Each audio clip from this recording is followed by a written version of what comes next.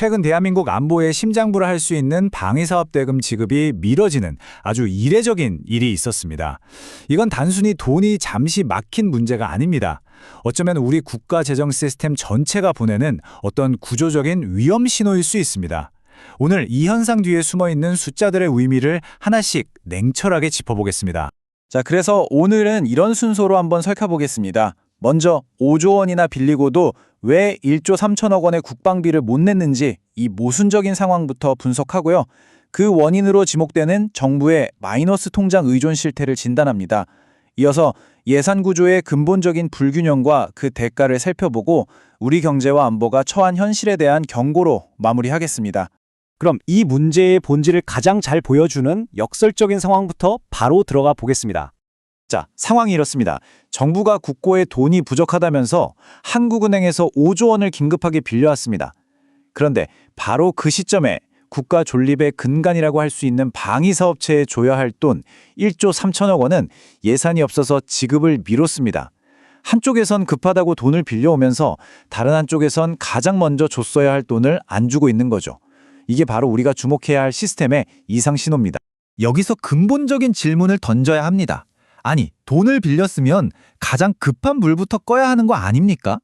그런데 왜 가장 중요한 곳에는 돈을 쓰지 못하는 걸까요? 이게 그냥 단순한 행정착오일까요? 아니면 우리가 보지 못하는 시스템 깊숙한 곳에 구조적인 균열이 드러나는 걸까요? 그 해답을 찾을 수 있는 단서가 바로 정부가 아주 일상적으로 사용하고 있는 자금 조달 방식, 이른바 정부의 마이너스 통장에 있습니다. 우리 직장인들 월급날 전에 급하게 돈 필요하면 마이너스 통장 쓰잖아요. 원리가 똑같습니다. 정부도 세금이 거치기 전에 당장 돈 쓸 곳이 생기면 한국은행에서 잠깐 돈을 빌려 쓰는 거죠. 이걸 좀 어려운 말로 하는 일시 차입금이라고 부르는데요. 말 그대로 잠단의 시차를 메우기 위한 일종의 임시 방편인 셈입니다. 그런데 문제는 이 잠깐 쓴다는 돈의 규모입니다. 2025년 한 해 동안 정부가 이 마이너스 통장을 통해 사용한 누적 금액이 무려 164조 5천억 원. 이게 역대 두 번째로 큰 규모입니다. 이쯤 되면 이건 일시적인 자금 부족이 아니라 그냥 만성적으로 돈이 모자란 상태라고 봐야겠죠. 핵심은 이겁니다. 정말 급할 때 어쩌다 한 번 써야 할 비상대출이 이제는 매달 부족한 생활비를 메우는 일상적인 지갑이 되어버렸다는 거죠. 이건 재정 운용의 기조에 뭔가 근본적인 문제가 생겼다는 가장 명백한 증거 중 하나입니다. 아니, 정부가 왜 이렇게 마이너스 통장에 기댈 수밖에 없게 됐을까요? 그 근본 원인을 알려면 가계부의 가장 기본이죠. 바로 수입과 지출, 이 대차대조표를 들여다봐야 합니다. 자, 보시는 게 2026년 예산안의 구조인데요. 정부는 대도약의 원년을 선언하면서 여기저기 돈 쓸 계획을 많이 세웠습니다. 그 결과가 이 728조 원에 육박하는 총 지출 계획입니다.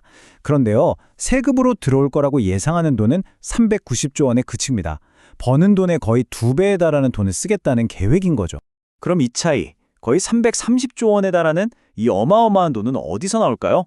네, 맞습니다. 결국 전부 빚으로 메울 수밖에 없습니다. 국채를 발행하고 각종 기금에서 자금을 끌어오고 그리고 앞에서 말씀드린 한은의 마이너스 통장까지 총동원해야만 겨우 감당할 수 있는 규모인 겁니다. 여기서 정말 냉정하게 지문을 던져봐야 합니다. 이렇게 빚더미 위에서 세운 재정 확장이 과연 우리 경제의 체력을 키우는 진정한 도약이 될 수 있을지, 아니면 오히려 미래의 리스크를 키우는 거대한 부담이 될지 면밀히 따져봐야 할 때입니다. 이런 식의 재정 운용은 단순히 빚만 늘리는 데서 끝나지 않습니다. 우리가 눈치채지 못하는 사이에 훨씬 더 큰 대가를 치르게 되거든요. 바로 국가가 지켜야 할 원칙과 우선순위가 뒤흔들리는 겁니다. 우선 당장 나가는 돈부터 볼까요? 작년 한 해 정부가 이 마이너스 통장을 쓰고 한국은행에 지불한 이자만 1,580억 원입니다. 1,580억 원. 이게 그냥 돈이 아니고요. 이 돈이면 미래 기술을 연구하는 유망한 기업 수십 개의 1년치 연구개발비를 감당하고도 남는 돈입니다. 정말 아까운 돈이 이자로 그냥 사라지고 있는 거죠. 하지만 돈보다 더 뼈아픈 건 바로 우선순위의 왜곡입니다. 수십조 원 규모의 현금성 지원 사업은 일단 집행을 하면서 정작 국가 존립의 전제 조건인 국방 관련 대금 지급은 미뤘다는 것. 무엇이 더 중요하고 시급한지에 대한 재정 운용의 원칙이 흔들리고 있다는 아주 강력한 시그널입니다. 그리고 가장 위험한 건 이 모든 게 결국 부메랑이 돼서 우리 모두에게 돌아온다는 겁니다. 중앙은행의 발권력을 동원해서 재정을 메우는 건요, 사실상 시중에 돈을 그냥 푸는 것과 마찬가지 효과를 냅니다. 그럼 어떻게 될까요? 돈의 가치가 떨어지죠. 즉, 인플레이션, 물가 상승으로 이어진다는 겁니다. 결국 정부의 재정규율 해이가 국민 전체의 부담으로 돌아오는 구조입니다. 자, 그럼 결론을 말씀드리겠습니다. 현재 대한민국의 재정 상황, 한마디로 모래 위에 지은 성과 같습니다. 굉장히 위태로워 보입니다. 사상 누각이라는 말이 있죠. 기초가 부실하면 그 위에 아무리 화려한 것을 쌓아 올려도 작은 충격에 쉽게 무너져 내립니다. 지금 우리 재정 건전성이 바로 그 기초에 해당합니다. 2%대 저성장이 고착화된 경제 구조에서 빚을 내서 재정을 확장하는 건 지속 가능한 해법이 될 수 없습니다.